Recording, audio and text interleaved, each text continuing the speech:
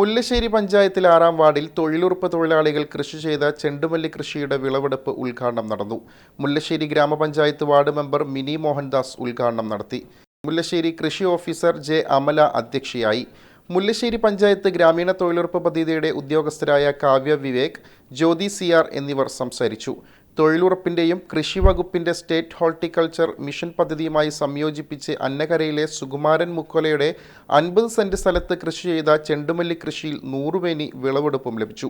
2 മാസം കൊണ്ട് നട്ടുവളർത്തിയ മഞ്ഞ, ചുവപ്പ് എന്നീ വർണ്ണങ്ങളിലുള്ള പൂക്കൾ പൂർണ്ണ വളർച്ചയിലെത്തി. ഓണക്കാലത്ത് പ്രാദേശികമായ കൃഷി ചെയ്ത പൂക്കൾ കുറഞ്ഞ വിലയിൽ വിപണിയിലെത്തിക്കുകയാണ് ലക്ഷ്യം. അത്തം മുതൽ ഓണം വരെ പൂക്കൾ മിതമായ വിലയിൽ ലഭ്യമാകുമെന്നും തൊഴിലുറപ്പ് തൊഴിലാളികൾ പറഞ്ഞു.